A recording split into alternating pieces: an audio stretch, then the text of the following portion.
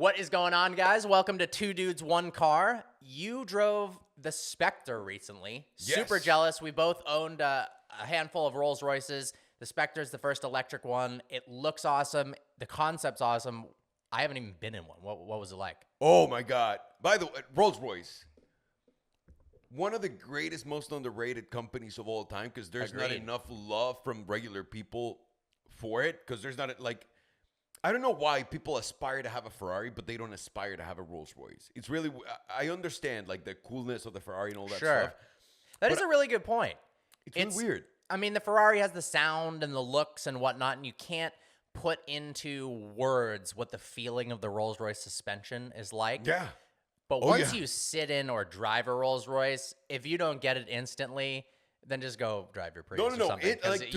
To me, I think it's that. Because I thought for the longest time, how much better of a car can a Rolls-Royce be? Yeah, a lot better. And then I drove a Ghost. I remember the day that I drove a Ghost. I was like, what on earth is this? Yeah. It feels like a cloud is taking you through the streets and you can't hear anything around you. And it's just perfection. Like, people don't understand. They make these cars so you don't even feel whenever it's geared shifting, whenever you go through, like... No, they feel like, I mean, they call it the magic carpet ride, but it feels like you're floating above the road. You're not driving a car where the wheels and you can feel all the bumps. It's actually a different experience. But I'll tell you this. On this one specifically, Yeah. it had massive wheels. And I had a Ghost where I put, like, bigger wheels on the Ghost. Do you know how big the wheels were on the Spectre? No, I can't 22 remember. inches? Or? They were humongous. Yeah, please check. I think they're way bigger than 22s. They look ridiculous. Yeah. And I was looking at the wheels and I said, man, what a huge mistake by Rolls. Like, the wheels, you're going to feel it. Because no matter how good the suspension on the Ghost was, when I put the whatever big rims on the Ghost, on the black Ghost, you could feel it. Yeah. Like, there's a different thump that it makes 100%. when it hits, like, something. And I was like, this is going to be bad. We got in the car. And as soon as you get in the car, first of all, Hans Zimmer. Do you know who that dude is? I do, yeah. That's for anyone that doesn't know, like, the composer of the most epic movies of all time. Like, if you watch Interstellar and you heard that insane soundtrack, Hans Zimmer. If you watch War of the Worlds with Steven Spielberg, by Steven Spielberg, he did the soundtrack to that. Like, the most epic, crazy ones, Hans Zimmer is there. So the first thing was, you open a door, get in. And when you get in, remember that it used to do the ta-dun, Yep. ta-dun. It makes that, but like on steroids now. And Really? you're like, as soon as I heard that, I was like, is this what being rich feels like? Yeah, Is no, I this- watched your vlog, and the second it made whatever noise, I couldn't really hear it on the camera. You were a different human being. It was like, Yeah, what the- you're the king of Egypt instantly. What was that? Like, they're 23-inch wheels. That's I'm telling huge, you, dude, yeah. they're huge. So you get in, you open the door, you hear the noise, and you're like, this is ridiculous. Then you get in, and you see the starlight Yeah. going into the side door. Yeah, Now, that part's really cool. Oh my, that is the one thing I never knew I needed that I need. I mean, eventually the starlight's going to be on the exterior, On like your ass. under your ass. Yeah. Every That's the heated seat, just little pinpointed. It gives you acupuncture with the starlight. How amazing would it be? Oh, yeah. Whoa. Whoa, that was a shooting star? Shot right up my ass. How was the Spectre? The people, by the way. No wonder you like this car. If anyone at Rolls-Royce is watching this, they're like, oh my God, Jesus Christ. Can you imagine how embarrassed they are? We are the least mature, youngest owners of Rolls-Royce. I love that they maintained and kept like the OG 100%. air vents and the way the AC works and the butt warmers and everything. I thought it was brilliant. It's just the execution of the car is great. And then you look at the dash, and it's all electronic, and it still looks classy, up to date, but yet timeless, right? Which is incredible that they were able to do that. That seems like something they were missing, because in a little bit I want to talk Bentley versus Rolls-Royce, but Okay. I feel like Bentley, I guess we can talk about it now. Yeah, It yeah. goes a little bit farther with the tech side, tries to make it a little bit more modern, whereas Rolls-Royce was more of a timeless design, but it seems like they've kind of nailed a hybrid of the two with the Spectre, where you said it had a touchscreen and it's a little bit more digital, but at the same time, it feels like something that maybe in 50 years, it wouldn't look like crap. I think both nailed it. I do think the Rolls-Royce, the Spectre, feels way fancier than a Bentley. 100%. It justifies the price compared to the Bentley. I'm not saying as an overall. Yeah, but for, what was it, 600 grand? Dude, it's $550, and by the time you're done paying taxes on that, that's $600,000. That is crazy. That you're driving off the lot. And what was the range? You were saying 200 miles? Like 230 miles, like 230. Yeah. That's what they say. So probably you're gonna get like 200. Really, Yeah. if you're driving average anything. That is a bummer because one of the things I loved about, I had a Cullinan, and the tank was so big that you could go basically from here to Vegas and back on one tank of gas. It had like 700 miles of range. Now you've done the opposite. Yeah, and where are you charging that thing? Imagine all the people with their umbrellas and being all rich and they're sipping tea and they're just stuck at Electrify America. It was a broken ass charger. I mean, and then their friend with a Rimac pulls up. That is going to be the craziest experience. So I thought the interior was really well executed. The leather was incredible. Like the accents everywhere, the dash, the wood that says Spectre on the front with a little star splash. Incredible. The back seat, Sergio, was that comfortable in the back seat? So there was wood? There was, I'd say, piano wood. Okay. Because you were saying once you reach a certain age, that kind of bird's eye maple and that dark brown, then you're wood old. Then you're wood old. That's crazy. There are, like, you get older in stages, as I've experienced it, okay? First, you want sports cars. Yeah. Then you drive an SUV, but it's not an SUV, it's a crossover, like a GLE. Mm-hmm. You're like, oh, I don't have to be in a sports car to get sports cars kind of looks and feel. So you get your crossover, you feel great. Still, everything is carbon fiber and leather, right? Or Alcantara. Great. Then from there, you start liking older cars. Little older, not too crazy, like classic Porsches, even the Singers, all that, those examples, right? You start liking those. Then you start liking regular cars, whether it's your G-Wagon, your McLaren, your Porsche, in the color green. I've already gotten there. Hang on, that is the first one. You start liking the color green on the outside. It moves on to champagne. The dark green. Hang on. There's still steps, Parker. Yeah, there's still steps. So you get the green and you're like, all right, I'm 35 years old. Then that green, you start seeing interiors and you see combinations of green and brown and you're like, this is awesome. That's when you're 40. All right? That's when you get oh my God. I already like that. I'm 29. I'm well, my friend, I have bad news. Guess I'm 40. Yeah. It's okay. I'm not wood old yet. It's okay. We're not wood old yet. Yeah. That's all that matters. So and you like that, and you're like, this is fine, this is great. The next step is you start liking your deep burn wine-like purple colors that looks like red wine, and your champagne colors. That's next. Yeah. But you still thankfully haven't gotten there. But you still get your black wood, piano black everywhere, right? So that it's classy but not too old. But then there's a fucking point where you're speccing your 911 ST, right? And you order black with with chocolate brown interior. And then the accent right here on the dash, you're wondering, should I do wood or leather? And that's when you're wood old.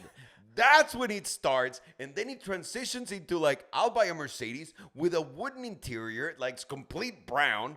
And it starts to look like a tree took a shit inside of your car. And that's old. And I think that needs to be a new measure of time. Instead of using, BC or AD, you have WO. So 10 years WO, 10 years before I was wood old, I was agree. That needs to be the standard. That's kind of like the Balboni line in the sand for aging. And I think it makes sense because, not everyone at 50 has the same taste, but mentally, when you're wood old, you could be 60, you could be 40.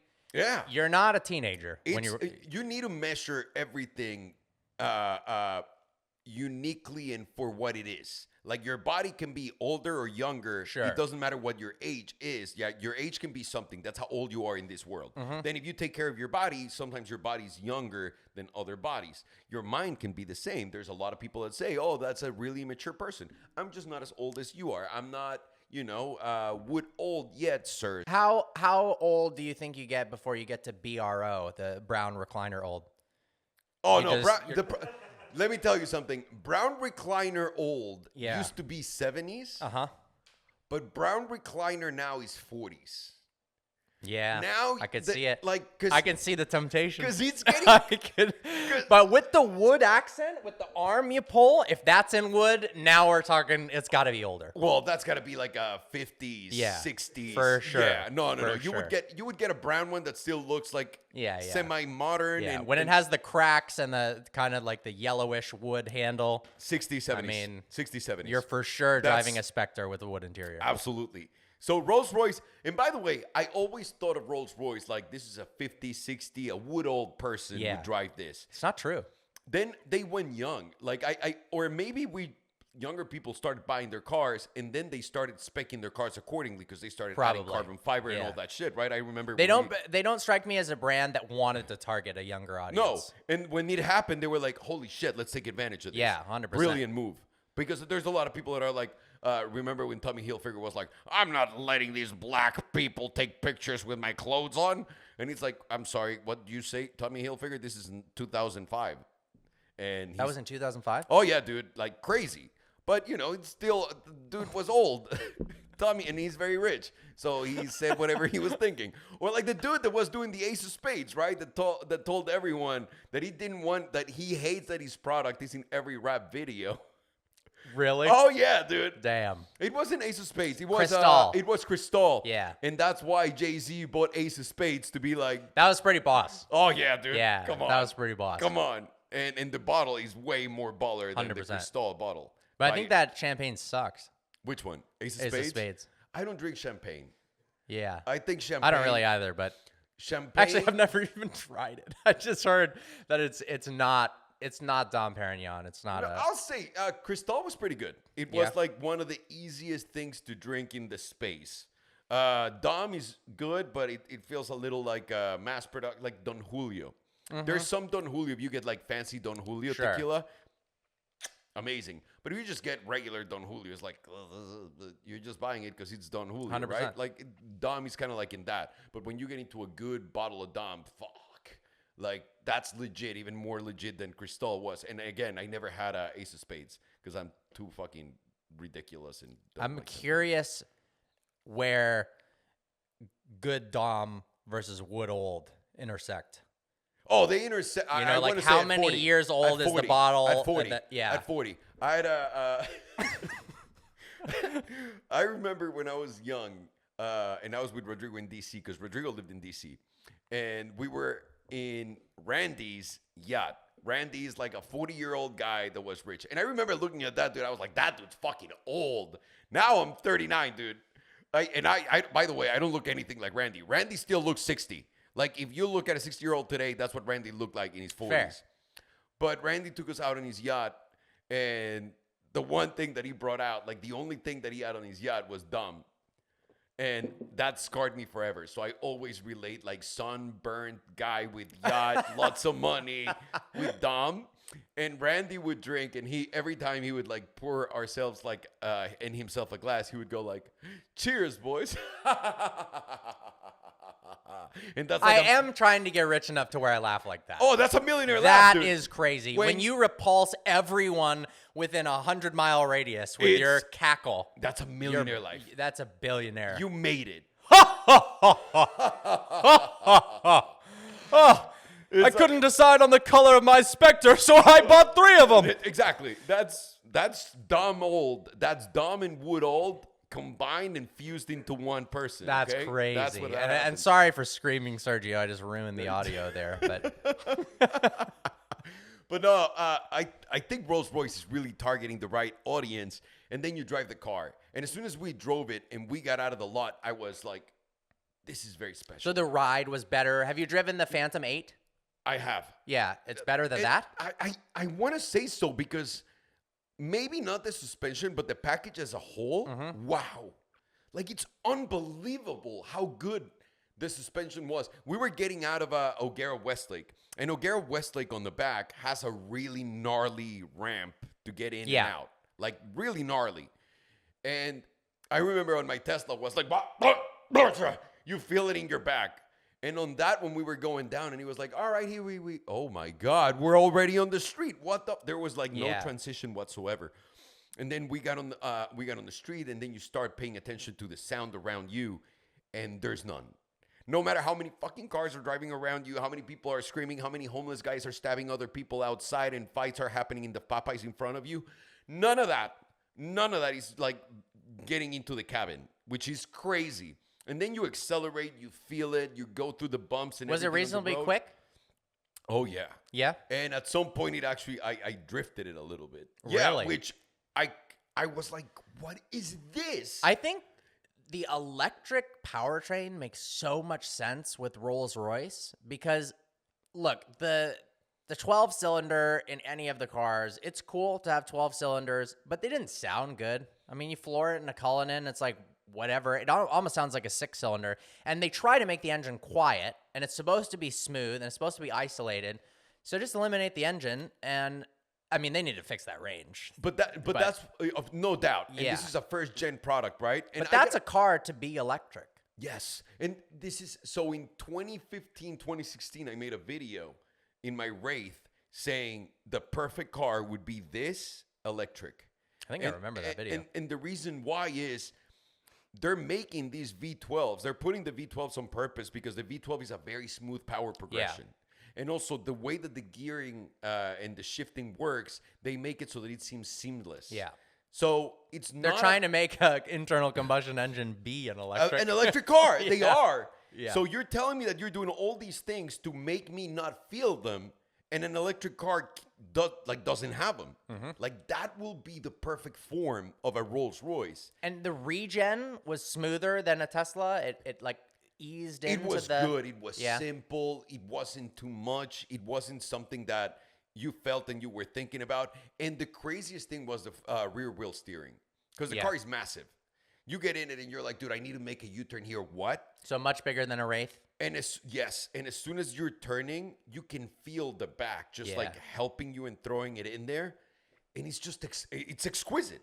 There's no other way to describe that car than exquisite. When you're backing it up, you know, when you hear the AVs here in Irvine, like it's all like my Chinese fellas. By the way, I used to be trans white. I might be now trans Chinese. I identify as a white person now. It's just for tax purposes. It's just for tax purposes. That's not for anything else. Hasn't really helped me. And and for loan purposes. I actually had when I was getting my house, the first loan that I applied for before we went with my friend, the guy replies, no, there's no loan for Juan. That's literally what he replied from the mortgage company. I'm like, who's Juan? Like, there's no Juan in this email. And when I moved to Texas and I tried to get financing for my turbo, the first bank that I applied to was the Catholic Church, blah, blah, blah, of Texas. Boy. And they literally didn't ask any questions. They were like, no loan for Jose. I was like, what the fuck? Really? What is this? Yeah. So I changed. You're like, who is Jose? I changed my name to Max Powers. Hell yeah. In English. That worked. I did. I didn't want to tell a lot of people, but some douchebag like leaked it out, whatever. So I changed my name to Max Powers because I also was pulled over in my Rolls in the blue one with Buddy and Farshad in it. And we were filming, and the cop was like, at first when he pulled me over, it was cool. When I gave him my license and he looked at my name, he started wanting to fight me and pull me out of the car to like really I was like, what the fuck? And by the way, you would say that would never work. I changed my name to Max Powers. Everywhere I go, first class service. No one ever questions anything. In the airport, they look at it, it's like, welcome back, Mr. Powers. I'm like, fuck yeah, son. In the airport? How are you going through an airport as Max Powers? My passport says, dude, when I say I changed my name, I legitimately changed my name. This is real? Yeah. I mean, to everyone, I'm Alejandro, but legally, not legally, because I also have my Mexican passport. It's just regular. Are you serious? You haven't seen my ID? No. Are you serious?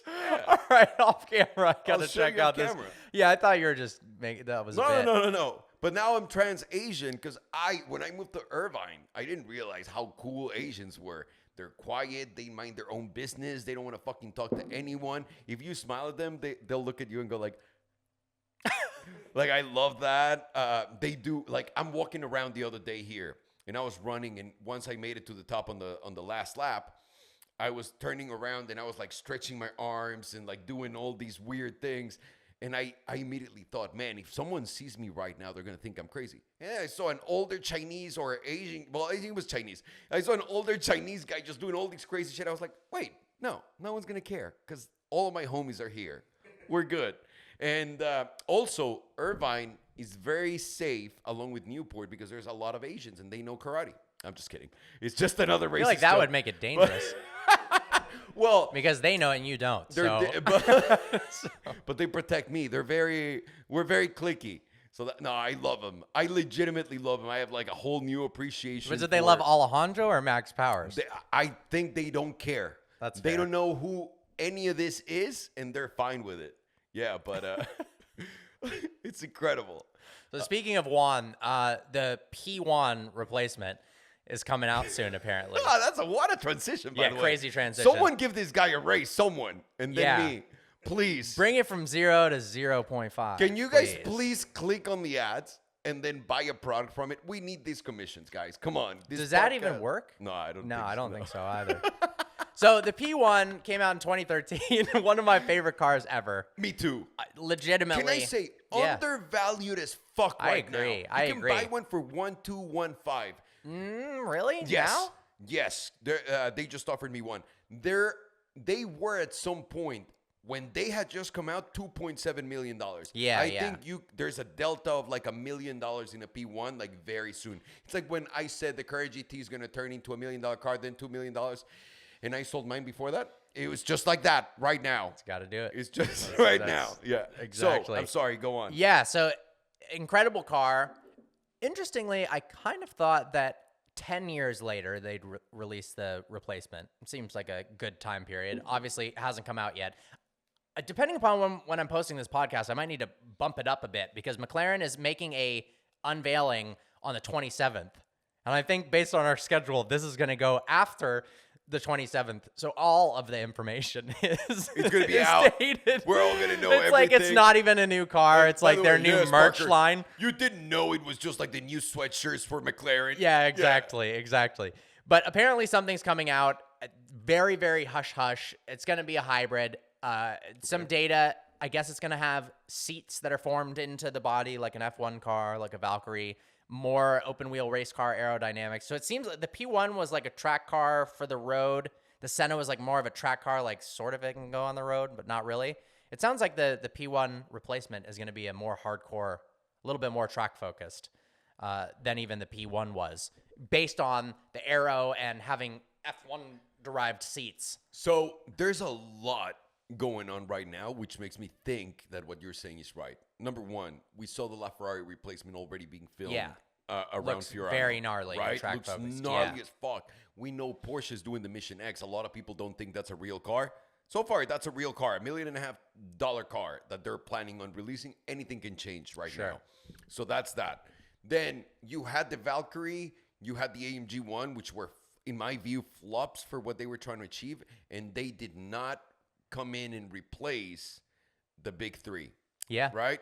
I agree. They came out with some of the craziest cars ever, but it didn't feel like a new Holy Trinity. No, I mean, none. But it is coming. I mean, like you said, Porsche's developing something, McLaren's developing something, Ferrari's developing something. Aston Martin's developing their Valhalla, which now they're transitioning that concept from something that was like a Senna to something more racy and kind of like what you're describing right now. So there's a lot of interest in that space right now, and the time has come. And right now, we need a big leap in performance in cars. Whether we do, it needs to get faster. Well, I think in the ICE ones, yes. I think the Mission, that's fair. In a way, or it could be the full transition to fully electric hypercars. That could also be the case because it's coming. I don't love that. I think the hybrid is the ultimate solution for a sports car. I personally think so too. I think you need the engine. Yeah. I listen, I love my Tesla. I love my electrics. I love my Rivian and all this shit. I love Rimac, one of the biggest supporters that motherfucker has in the world. Love everything he does. But I do think I said it before, but this might sound like very crude right now, but I'll say it. The electric car is going to be for the poor people. You think? I'm sorry. Yes. Yeah, but with the Bugatti coming out with a fully electric car eventually. But I think this is where they're all making a mistake. I think as of right now, we all thought for a very long time when the Tesla came out. I remember when I had my Tesla, my 918, and my 4.0, I was like, definitely the electric is like the end product. I do think it's a superior product as a whole, like an electric car for the regular consumer. And even for getting like cheap performance. I mean, Yeah. What you can get out of your Model S, dude, is ridiculous Crazy. compared to anything else that exists right now that has an engine. Anything. And the price is, if you can buy one right now used, like for $50,000. Yeah, 25, I think. Hey, talk about You want to talk about depreciation? I'm not going to say who it was, but someone took a harder L than me. But thankfully, they've got infinite money, so I don't imagine it matters. They bought a Model S Plaid when we did, so for $140,000. Okay. And drove it like twice, I guess, and sold it with 200 miles on it. No. How much do you think a $140,000 car with 200 miles sold for? When he sell it? Just now. 60, 65, final. 80. For 200 miles. As a trade-in, they're going for 50. No. I don't know if you can hear, but Sergio just said as a trade-in, they're going for 50. Yeah. If you want to trade, because I was looking at Cybertruck stuff. Yeah. No. Oh, yeah. No. Oh, man, that's bad.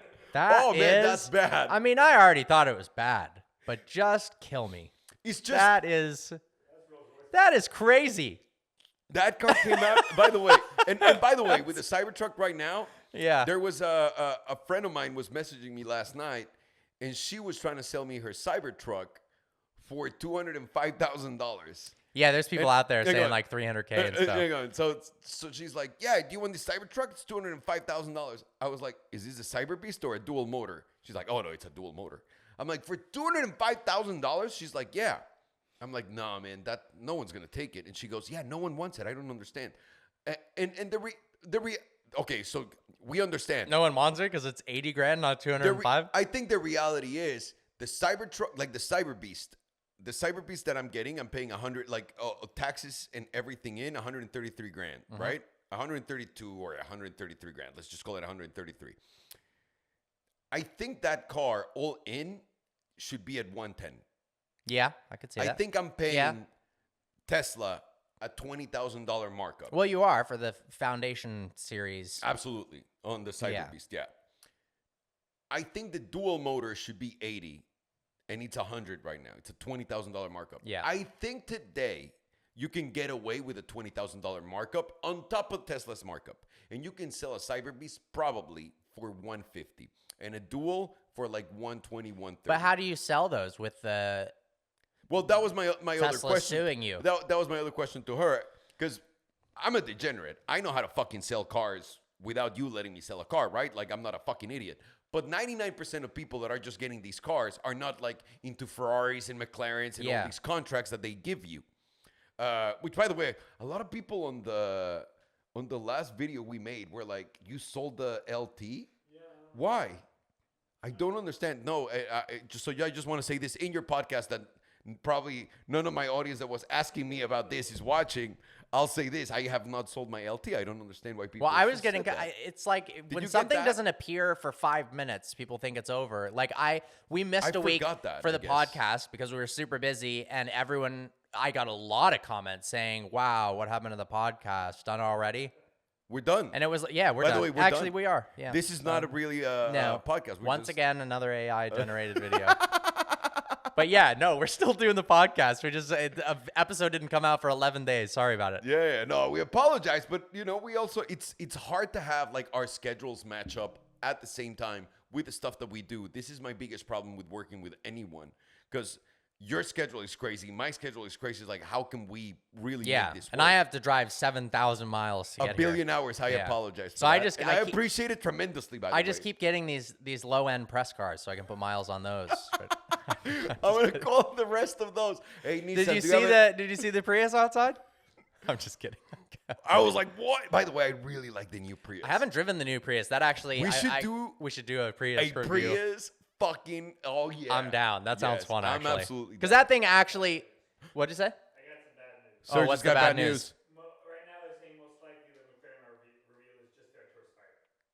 That is what's expected. That is crazy to me. Oh my God. So they need to stop doing this, because they did a big reveal and hyping people up, and it was a livery. On the 750. So just so that everybody can hear, because Sergio doesn't have a microphone. By the way, we got to get you a microphone out there. So you can do the Jamie thing with Joe Rogan. We might not be Joe Rogan or get his numbers, but we still need to do a little pirating of the same thing. Oh, no. Really? Oh, no. Really? So who saw that coming, right? A convertible Sergio told version? us the bad news on the breaking news that Parker was just talking about, so that we can say, by the way, now we know what we're talking about. Well, we just saved face, because if this comes out after the reveal and it's just the Artura Spider, then sick. And apparently it's just the Artura Spider, the new car. And we're here like getting all hyped up like, About the new P1? The Mission X, the P1. I mean, it makes sense, because I think the original info, there's very little info that people were given was like 2026 for the P1 replacement. That makes sense, but that would be when it comes out, not when they announce it. Sure. And to me, the thing is, I haven't gotten a call from McLaren telling me that I can buy that. I don't understand why. That would be so weird, no? They always invite me to get all of their cars. Some people have been told they're getting them and still don't know what it looks like or anything about it. So some people are being told that they're... I stopped talking to my friends about cars, to be honest with you. I'm just... Yeah, I need to get back into that, because I get so much good info on it, just like you. We live in this world, so... But this car is... Like, even the top clients don't know anything about it. Unless they're lying. They could be lying to me. I just think McLaren has always been very careful with their information. Even when the Senna came out, remember how the reveal was, and like they brought those people. And that kind of came out of nowhere. And then they really made that car available that same year, later in the year, no? Like, that seemed to be a really fast from, look at it, it looks like the Homer Simpson car from the future, to like, it's done. That was a crazy... I think that's cool. I think more car companies should do that. Just drop it out of nowhere, and then boom, deliveries start. Well, to me is you gotta drop it, like kind of like what Apple does with their shit. Here's a new iPhone, and it's gonna be available in 2 months. Yeah. And the reason why you gotta leave 2 months and not do it right away is because in 2 months, enough people will talk about the announcement with other people that didn't see the announcement. Sure. So they can inform everybody else, and then the product will be made available instantly. And that's when you'll have like that FOMO that I want it. It's fresh in everyone's minds. But when you do like 918's coming out, and then you test it out and tease it out for 3-4 years, and it doesn't come out, people get bored, tired. Yeah, well, it'll have the fate like the NSX, where it took 6-7 years after they announced it to come out with the car, and by then it's like, all right. And at the same time, I understand it, because as someone who makes products, I want to tell everyone like all the products that I'm making, and as soon as I have 100%, it's cool 100%. as fuck to be able to share. And like right now, I can say this in English because we don't have. Hopefully, no one's watching in Mexico. Let's say, and I hope people are watching in Mexico. For this one, I'm hoping that they're not. Just for this section. Okay, all right. So tune out. We have I have a water company.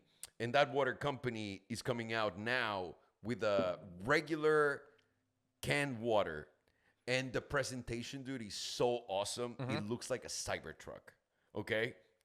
Did I show you this or not? Yeah. It's badass. It's so cool. I want to do like my Cybertruck all like that. Yeah. Like all of that. I think it would be so fucking insane. 100% agreed. And I want to show it to everyone because it's so cool. But at the same time, you got to fucking wait. And then we have like all these other products that we're launching afterwards, different. I want to tell everyone about it. I myself want to use them and show them show everyone how to use. But I wonder with the delays. I mean, obviously unforeseen things happen, but it seems like it keeps happening with the hybrid cars, these massive delays. Like the Revuelto was supposed to be delivered in December for the earliest customers. Nobody has one yet. Lamborghini, with such a big backing from Volkswagen Group, how did they not know the car wasn't done when they said they were like, okay, it'll come December. Oh, we haven't finished it yet, so let's scramble. I don't understand what's happening. There's a big part when you're developing anything, and not a lot of people understand this. So when you're developing anything, whether it's technology, whether it's a car, whatever product, or even a service, there's one very important part in the whole process that it's unpredictable, and that is when you put it in customers' hands and say, try it out. And I'm not saying once you sell it. It's like once you give it real world testing. Sure. Right? Because that's going to show you all the errors the thing has. That's going to show you all the shortcomings that you should have fucking paid attention to. Because when you're developing something, you're too close to it. And you don't even realize that, oh shit, we didn't put cup holders on the car. I wonder if they got a lot of feedback from the press drives. You know, like when Lamborghini flies you out and puts you up in a super nice hotel and gives you the car and has an insane experience, it puts you in a position where it's very hard to say negative things about the car. So the reviews on the Revuelto were very, very positive. Yeah. And I wonder if actually a lot of people gave feedback behind the scenes and were like, you need to do this, this, and this, and then they're scrambling to fix it or something. I actually think... I'm making that up, but I don't know. Yeah, no, absolutely. And you have a valid point. I think that... it's a little bit of that combined with the fact that people took it out. Like probably Shmi was driving this, right? Coming up of his penthouse hotel room with his driver, getting to the track in a helicopter and all that stuff. Once he got there, Tim, shout out to Tim. Once he got there and drove it, the car probably shat on him because they were using the car for the first time in the way that they were using it, and the car had problems. And they were like, we never realized that we had these problems. So I think real life testing is a real thing. Sure. And the other one is, that's as far as reliability and like the thing functioning properly, and especially a car or a computer, whatever technology you're developing. But in the other one is, you develop like, let's say a website. You develop a website. You cannot do the fully delivered website completely finished from A to Z in your idea and put it out because it's not finished. When you give it to people, people will use it in a weird way that you never expected it to be used, and you want to develop it towards that. And some people that don't have that much experience will say, great that the users are doing this, but I'm going to continue to develop it in the direction that I want it, and it's a failure. Yeah. Right? Like where I feel like, for example, an example of that would be the NSX, the new one. That was like, I think this is what people will want. You put it out, people say, this is not what we want. And he goes, okay, but we're going to continue developing it in this direction because we know what's best. It was impressive, though, despite taking a ridiculous amount of time, now that a lot of companies have had huge delays with their hybrid supercars, that they were able to come out with this thing in 2016. And people are still struggling with their hybrid powertrain supercars in 2024. I mean, they kind of like were too far ahead of the curve almost when that car came out. I'll say this. The P1 and the LaFerrari have a lot of problems. Like a lot. The only one that came out and was like out of the box awesome was the 918. The one that doesn't have any weird stories. The one where people weren't like, I had to pay $400,000 to change the battery on the car. Like the one that really, really did it right was Porsche. But I haven't heard too many issues with the P1s. I know the LaFerraris had big issues with the battery because people weren't driving them. But by the way, you would leave it parked, and sometimes it was like 2 days, and he would do that. Really? Yeah. Okay. That was the big 2 problem. days is not a lot of time. So every time you got out of your car, you had to plug it in and keep it plugged in because the battery would die, drain, and then it's a $450,000 bill. And I know somebody who had to do that. I think it was $600,000. And with the P1, you don't hear the stories because there's 399, I believe. There's very few. 375, yeah. 375. So to me, I know 4 people that had a P1 that had problems. Wow. Like, okay. Yeah. And nothing major, but the battery does take a shit on you and has like all these whatever computer issues and especially McLaren. I mean, how many problems they had with reliability for a long time, right? It's not like their cars were burning or anything like that. So It's so funny how hit or miss the brand feels like with reliability. Like my car has been so bulletproof. the thing is, and when I had my 720, I took it to Galpin, and Eric was showing me inside of the rear where the motor is.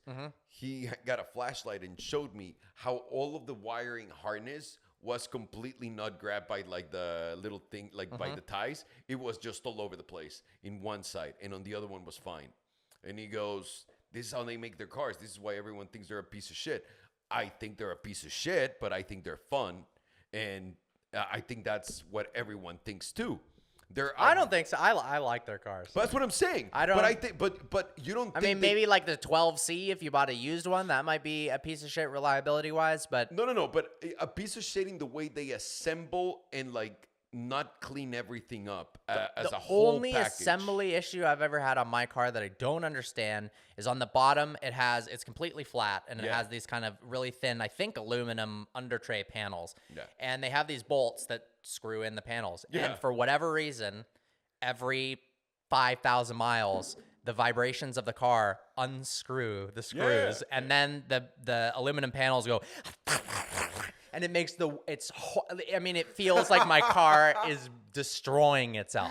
My car feels like that. Just put some Loctite or something. I don't understand. I don't think my car has gotten loose to that point, but there's a thing that he does when we take it out and put it on the freeway, and there's traffic, especially coming back from RDB. When I don't know why, but when we're sitting in traffic for 15 minutes, the fucking car feels like everything is just slapping against each other and everything is going to break. And you're just like, this is just the car. This is fine. And you have to make it an idea in your head that this is fine. You know, I feel like Kermit the Frog when everything is on fire around him and he's just like, this is fine. Oh, yeah. This is fine. Don't Yeah, worry it's about it. gonna Like, be this is okay. fine. Yeah, that's what I feel like. And again, I love their cars. I love their concept. I love the way they drive. I love their direct steering feel to the ground. Like, it feels like you're fucking moving the world with the steering wheel. Yeah. It's crazy.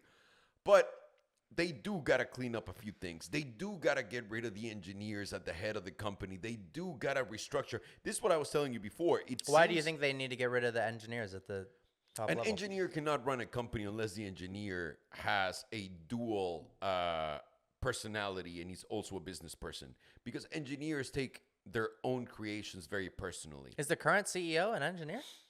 I don't know, but the company as a whole has an engineering vibe, like a That's fair. That's fair. engineer vibe. And again, there's a lot of people within the McLaren structure that I love, and especially there's a lot of engineers that love their job and love the shit that they create. But what I'm saying is, you just need someone to be able to detach themselves from that, so they can give them some notes outside of that, so you can just clean up their shit. They just gotta clean it up, and they just gotta be more strict and a little bit different in the way that they sell the thing. Just as a whole, it feels like McLaren has no pure, legit guidance other than, let's make awesome cars. Like some guy wakes up every day, he's like, I'm going to make the most awesome car anyone can drive. And then he just gets in and makes like a small awesome car, a medium awesome car. You know what I mean? There's not one person behind it going like, all right, we're going to make awesome cars. But what do we want to build as a brand? What exactly is it that we want to go beyond and do? Like what Ferrari does. Ferrari gives you value brand, like their brand value is absolutely through the roof. The way that they share like their passion for Formula One, and every fan around the world wears their merch and supports their Formula One team is intoxicating. I wish I was a Ferrari fan, especially now with Hamilton going to 2025. But I'm not, Sergio. I'm not a Ferrari fan. Here you go. Mercedes, baby, until Ferrari wins. Yeah, until Lewis leaves. Shut up. Their value brand, their Formula One. I think the way that they deliver their cars and the way that they make the brand so exclusive and like how annoying they are, it's such a big plus. It's annoying for us that can't get it. And there's a lot of people that will always bash them. Like at first when I was younger, I remember that I'd go like, this makes no sense. Like you guys want to, but when you understand the list of clients that Ferrari's tailoring their shit to, Well, when you're in the club, you're in the club, and it's nice inside. But from outside, when you're trying to get in, it sucks. And it sucks. But what I'm saying is, because this is a club that's so high up there, it's kind of like the Illuminati, if you will. You know? Well, like they don't even show, when you finance a Ferrari, it doesn't even show on your credit. Oh, really? Yeah. Like, I forget what the explanation I heard, and I'm sure this is not how they would describe it. But basically, it's like it's hidden from the world so that when you get divorced, nobody knows about all the Ferraris that you have. Like, it's just not even on record. Dude, Ferrari's legit. I mean, what kind of mafia is that? What? Oh, and they're legit as fuck. And if you have, like, for example, if you have a big collection, Ferrari will do special servicing of debt for all of your collection. So, for example, you own 50 $5 million Ferraris, let's say that, and you own them cash. Ferrari will come to you and say, like, dude, let me give you some money. Yep. And they'll offer you, like, awesome credit terms for you to be on their... I was, like, one step below that, where they told me that if, I forget, buy this car or whatever, and we'll give you a $1 to $2 million credit line that you can just buy shit from. Ferrari's gangster. That's crazy. Dude, Ferrari's gangster as fuck. Then you have like the FXX program, which is like the CEO of the, I don't want to say anyone specifically, but like the most major companies, like the ones that you see on the charts that people are saying like, oh my God, this shit is like trillions and trillions of dollars. Yeah. Those guys are there. So when you understand that that's the club that you're aspiring to get into, that's awesome and that's what you want to do. And I don't think McLaren, I don't think Aston Martin, I don't think the other guys can copy that. And I think that's where they're all getting diluted because they all want to be like Ferrari, but they haven't done a single original thing as far as a vision of a company and a brand goes. Like, you're just in the shadow of the giant and you want to cast the same shade. But dude, there's already that guy. So what are you going to do to be able to cast that shade? And then that's like that's the question that they can't answer. Well, I mean, making better steering feel and faster cars. They've made, I know, but hang on. I just wish how they didn't awesome is the 296 GTB? That was a total curveball because other than the okay. 812, I felt like Ferrari was starting to go like this, Same. and then the SF90 was kind of, and then the 296 was epic. But then you also have the Pista, which is incredible. Well, yeah. The Pista picked it up because the 488 was like the bottom of Ferrari. Then the Pista comes out, incredible. The F8, insane. Then the 296, unbelievable. And then you look back and look at the 3 hypercars. Which one do you want the most? I would take the P1. It's just the most fun to drive. Oh, I take the LaFerrari. The LaFerrari looks the coolest. It's obviously got the value. No, forget about the value. Just look at it and hear that V12 motherfucking engine roar through your fucking body. Yeah. Dude. Oh. This is an interesting conversation because very few people are talking and have driven all 3. Yeah. Oh, yeah. Yeah. But have you driven all 3? Yeah. So I don't know. The P1 to me is fun at 12 miles an hour, and it's also fun at the limit. The LaFerrari feels like a 458 at low speeds. Doesn't feel that special. At high speeds, it's crazy. When you're, I guess when you're driving it, but when you turn it on, like when you look at it, to me, it's like... You like the beep, beep, beep, beep, beep, beep noise when you turn it on. You know what? I love my Ferrari microwave. It is part of the tradition, and it's really annoying. And every time you post it, and I get to some people that don't watch car videos sometimes, and they're like, why would you pay so much money to buy a car that sounds like a microwave? I'm like, I don't... It is crazy. Like, what are you telling me? So my ramen's done? And by the way, I want to tell Ferrari... by the way, Ferrari's watching this, of course. Just change that. The CEO? They're watching all the videos. Yeah, absolutely. He's absolutely. Elkan, the whole Elkan family's here. That would be crazy, though. This would be the one video where they're like, did you see this crap? They leave it. It's just like we get a comment in the comment section, and it's just like somehow from like Enzo Ferrari's son. No, it's John Elkan. Elkan is the CEO. Greg introduced me to him. We were at a Ferrari event, and Greg goes, have you met the CEO? I'm like, of what? And he goes, Ferrari. I'm like, no, dude. And he goes, let me introduce you. I'm like, by the way, what is Greg going to tell the CEO? Yeah, isn't that always an awkward situation? Like, let me introduce you to, what are we going to do? Because, by the way. This is my friend, okay? Do you think the CEO wants to talk to a YouTuber? Exactly. Like, John, really nice, by the way, looks at me, hey, how you doing? Whatever, blah, blah, blah. And then thank you so much. Turns Yeah. around and walks And away. that's like, it. What am I gonna fucking yeah? And it's like I said, what am I gonna talk to Elon if I ever meet him? What am I gonna tell the smartest fucking dude in the world that has no time whatsoever and that he's very picky about his conversations? Yeah. What am I gonna contribute to the conversation? What's your social and bank pin? That's it. That's the only thing. And then connect it to the Tesla app and buy another fucking car. Yeah, exactly. That's about it. But it's just these companies are trying to echo what Ferrari's doing, and I feel like they can just do so much on their own. Aston Martin has a humongous potential, and I feel like they're just wasting it all. And I feel like McLaren, dude, has such a cool. Like, you know how much I love this product. I mean, to the point of Yeah.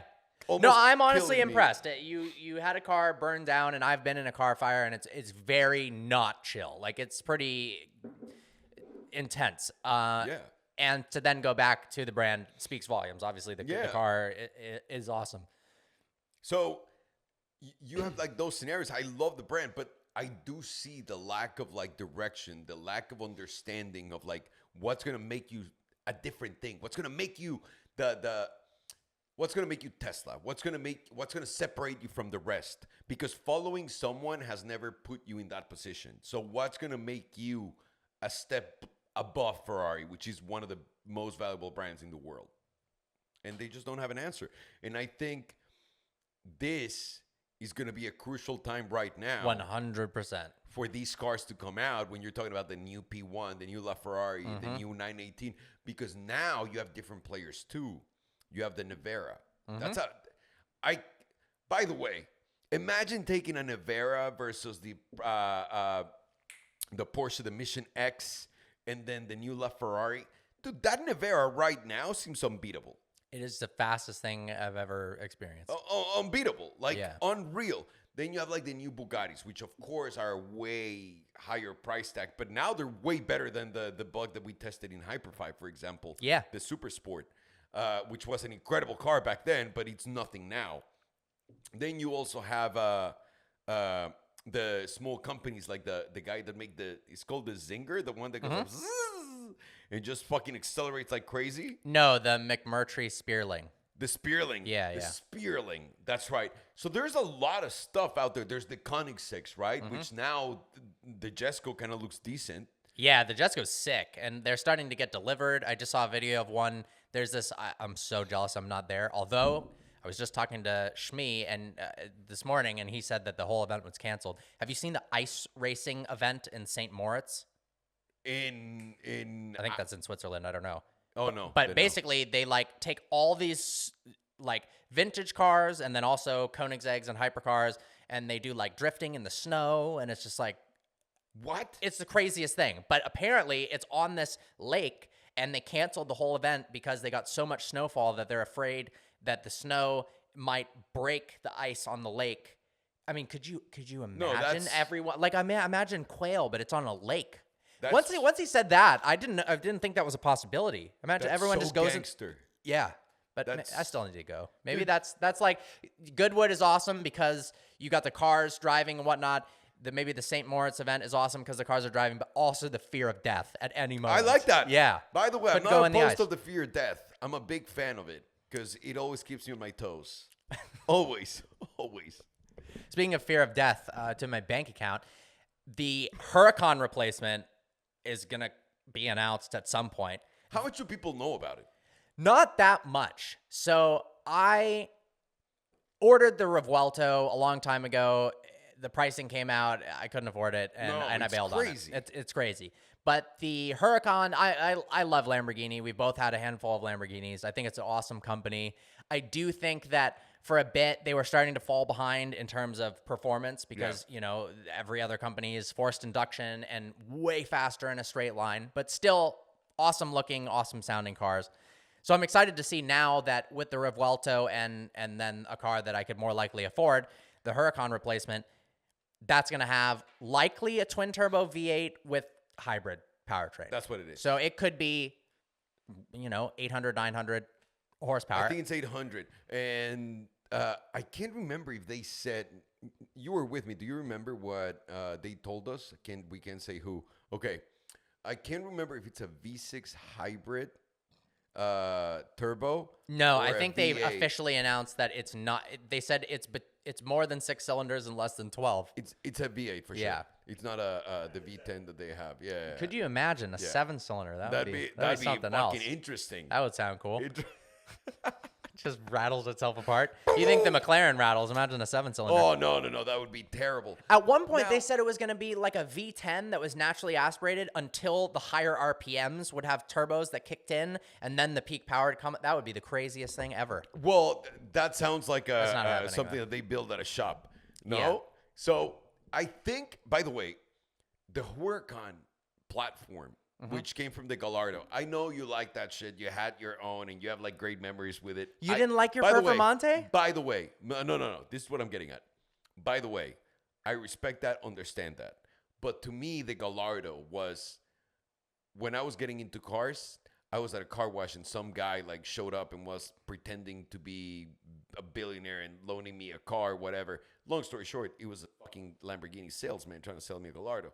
So he sent me a Gallardo to my building while I was making movies. And he goes, take the Gallardo for the weekend. It was a Friday. Drive it, and if you like it, let me know. Like, right? So I was like, cool. That was back in the day before social media when people pretended to be other shit. Interesting.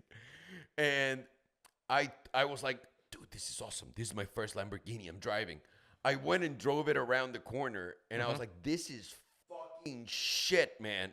And I drove the car back. I parked it in my building, and I called him, and I was like, dude, you got to come pick this shit up. And he goes, no, you have it until Monday. I was like, I'm not going to drive it. I want you to come get this fucking car because I don't want to have it here. And he goes, no, but you have it till Monday. Don't worry about it. I was like, I legitimately fucking hate this car. Please come take it. And he had to send his assistant to come back and fucking pick up the car. I felt terrible, but it's true. And then the Huracan came out. And I thought the Huracan was awesome, like the base one.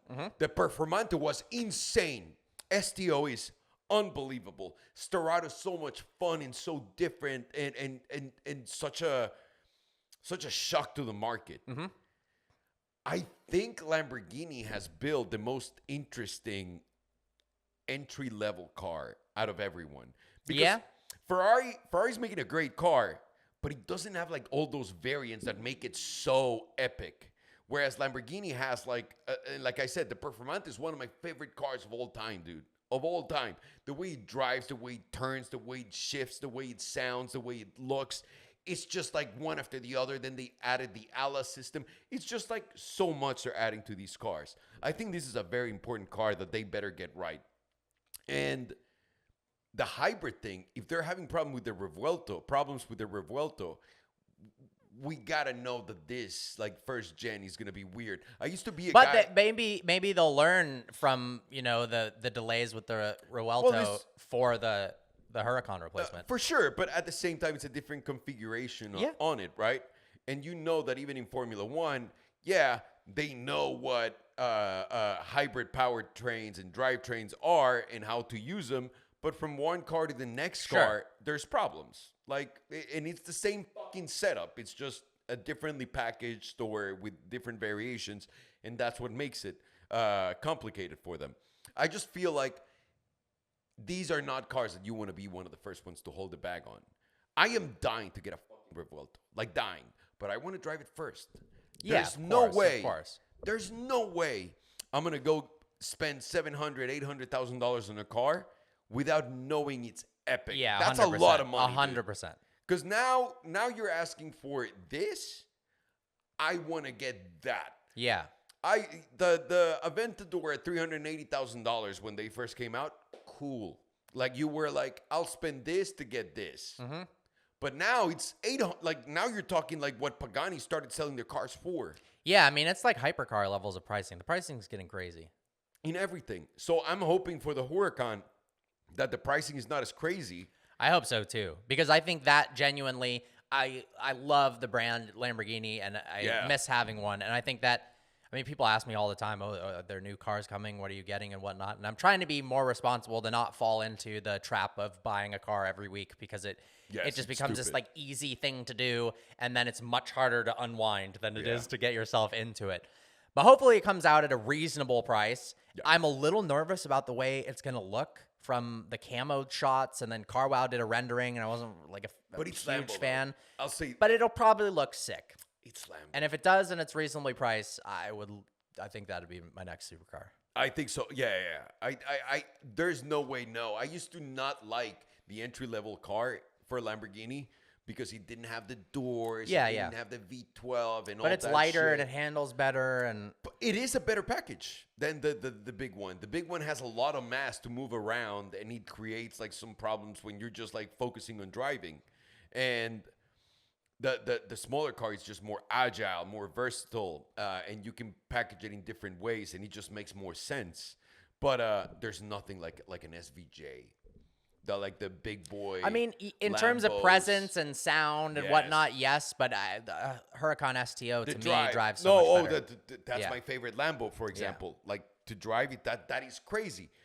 But I guess what I'm getting at is, I hope that they deliver a car that's packaged in a way that they don't have all these crazy delays than with the other one. Doesn't have all the problems. Then I will say, the more the delays, the more I can save up for it. So that's fine. you know, Then delay a little bit more. Yeah. Just come out in 2050. So you can say I'll have the money then. I just don't want it to be insanely expensive, because then when you start looking at these cars and they start at $400,000. Yeah, it's like the 296. It's an entry level ish Ferrari. That's 450, 500 grand on the secondhand market. What? But they always are. The Ferraris have always been the same way. Then you get to a point where they depreciate, and then once they depreciate enough, they hold that value, and then you can't drop them. If you would have bought a 458, Yeah.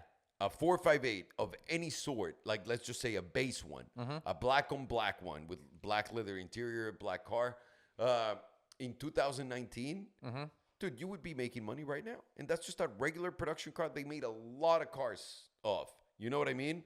Whereas Lamborghini does have like that value problem over time. Sure. It's just Ferrari just handles their shit better. So you're gonna get the same with a which one's this one? 288. You're gonna get like it's a 296. You're gonna get the first depreciation, but if you buy it once it like holds, you're getting an incredible car at a great price. Blah blah blah. I just hope the Huracan is not $400,000. Same. It's not very complex, so that and it actually works and doesn't have reliability problems and all that stuff. And I hope it makes a lot of great noise, because man, the one right now, it's I think it needs to start at under 300, like high 200s. high 200s would be a right place to be. Like the Huracan started at 199 for the rear wheel drive and a little over 200. Yeah. So yeah, it's got to be more. It's inflation and so on. more. But if it's 400, then come on, like. Yeah.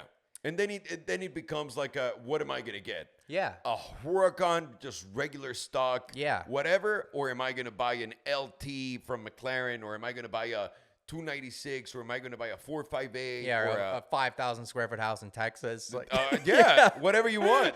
Whatever you want, or a mansion in Texas, yeah. Which would be nice. I just wish the dealer markup and over MSRP thing would stop, because generally the smart thing to do is to wait for a car to become used and buy it secondhand. Yeah. But with this markup, you're now in this weird zone of like, it might be 3 years, 4 years before the used one's less than the new one. The very strange thing is, this happened to the market in 2008. People, obviously, you're so young. I was 14, yeah, so the fuck wasn't buying any You know cars. what I mean? Exactly. You were not looking at those things. But in 2008, 2009, 2010, we had the Reventon came out, the Lamborghini Reventon. We had the Aston Martin 177 came out. We had, the LaFerrari was out. It came out 2006. The Enzo. The Enzo, I'm sorry. Around 2006, they were delivering 2005, 4. I want to say 2004, they were delivering those. So you had like all these crazy cars that were coming out around that time. Aston Martin like did it. Lamborghini, they started like creating more expensive cars. Bugatti started creating more expensive cars. Porsche came out with their Carrera GT, the SLR from Mercedes. What a and time for cars. All of these things came out. 2008 comes in, and from you were paying $20,000, $30,000 over sticker for a Carrera GT, they went to way under. And I could have bought a Carrera GT for $289, but I decided to go with an SL. And it was a yellow one. I could have bought a fucking Carrera GT 2005, no miles basically, For $289,000? $89,000. But I saw an SLR with a don't fucking look at me like this, Sergio. I saw a beautiful SLR Roadster. What in the Manny Jr. was that?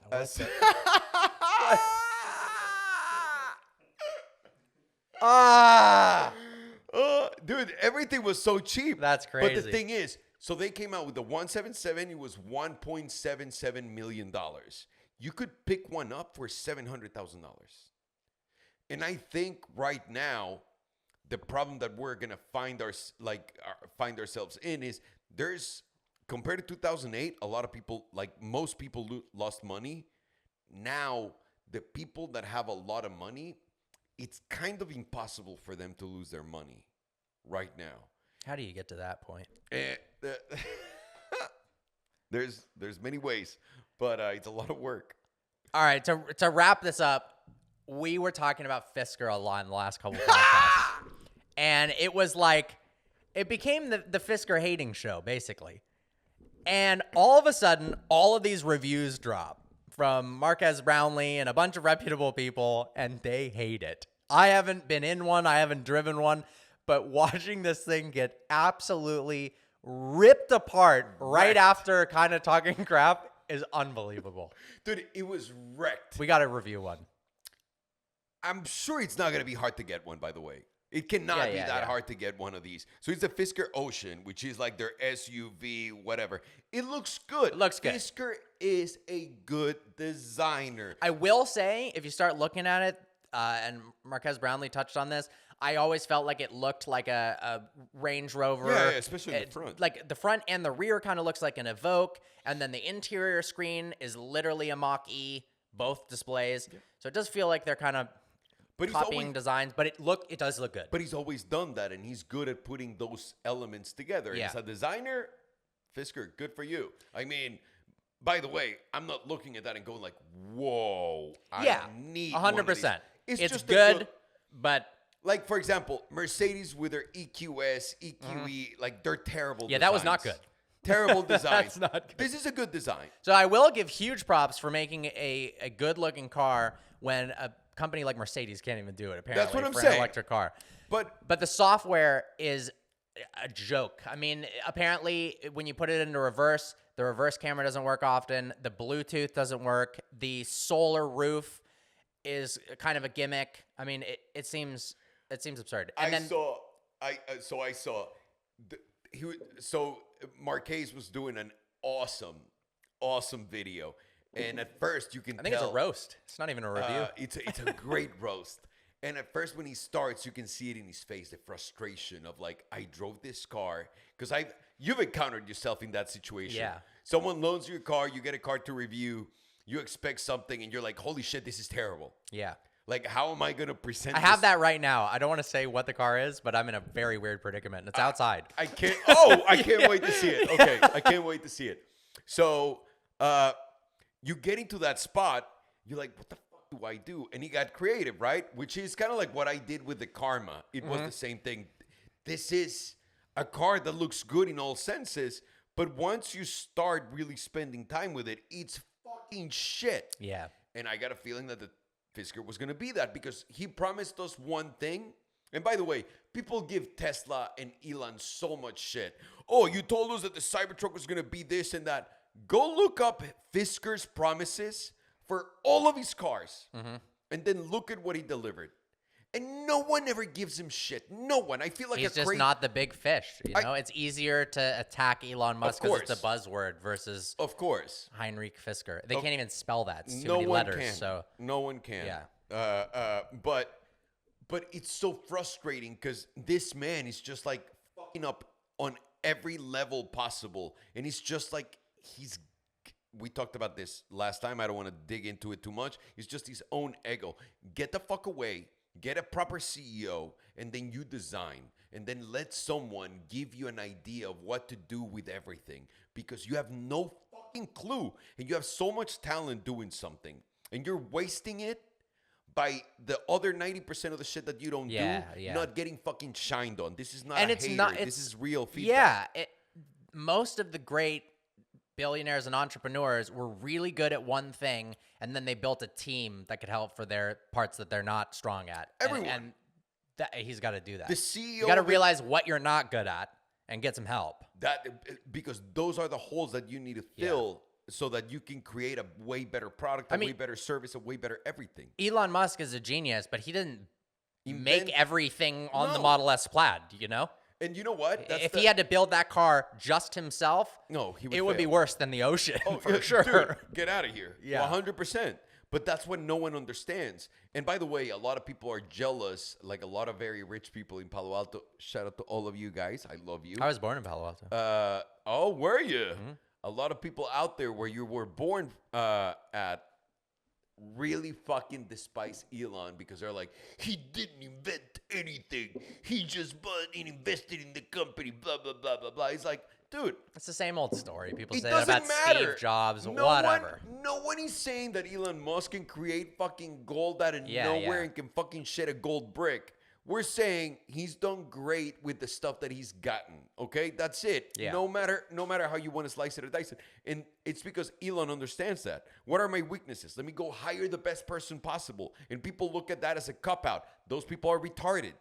Like I said, you can say that now. Those people are fucking retarded. They don't understand how anything works. If you're opening a business, you want to hire the best person that does the best at something you don't understand, because that person will shine so much light on issues that you don't get, that you can't see before anyone else, and your product, your service will be way better.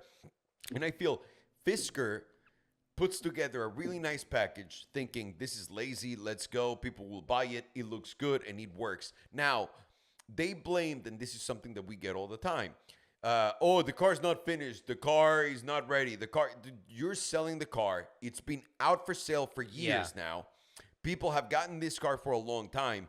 And now that this dude is making a review, now they're going to come out with views, now you're doing a software update. And also, if you could really fix everything so simply as a software update, why didn't you simply software updated it?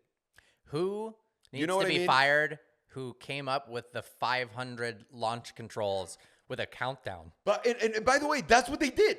This is the craziest thing I've ever seen. What Fisker did was, instead of saying anything, they just came out and said the craziest shit to make people like stop bashing them. So one of the things that they said was, by the way, it's not that the car can only do 500 launches. It's just that we've tested up to 500 launches without an issue.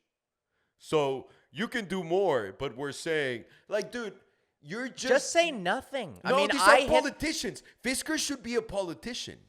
He should. Yeah. Either way, he steals money from all of his investors without delivering a successful product or anything that fucking works. That's what politicians do.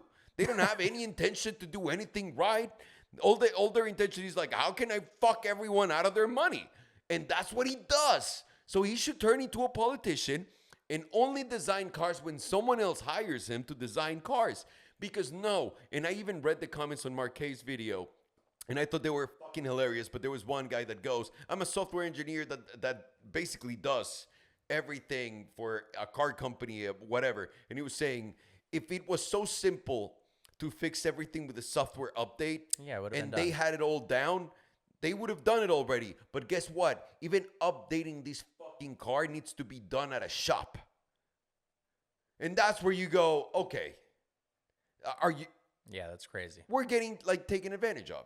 And by the way, thank God we didn't buy one, but how stupid do you need to be in order to how can anyone justify buying a Fisker? I'm sorry. It blows my mind. I feel like such a hater, but I'm not. It's just it's like I'm taking crazy pills. Well, it's the same thing twice. The Fisker Karma was good looking, and it was a technological nightmare with software issues.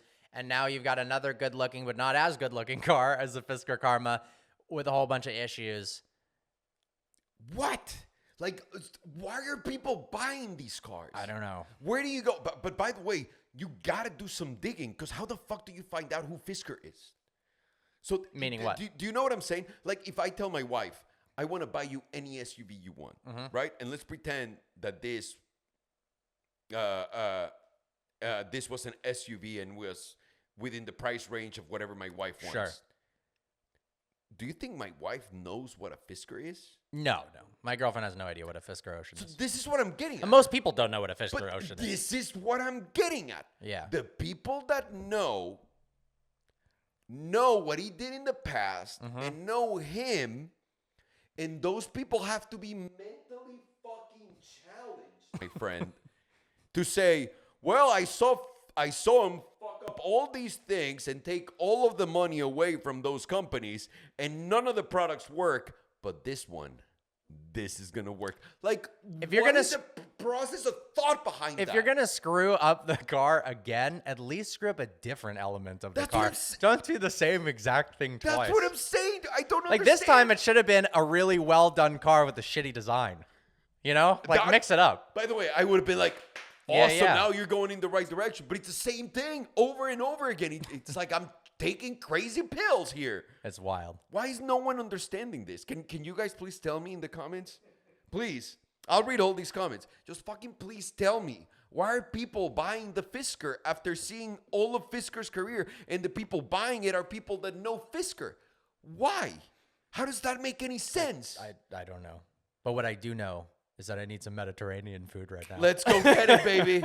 Let's go get I it. hope you guys enjoyed the podcast. You can see it on every platform that I still don't know the name of. I need to learn. We got Spotify. Can you name them? Spotify, Google, Apple, Amazon. We're basically on every single platform. Perfect. We're also on YouTube. We're just not on Facebook. Yes. And we're coming out with an OnlyFans soon. It's just this podcast, but we're naked. That's right. So you know we're going to make billions. All right, guys. See you. See you next week.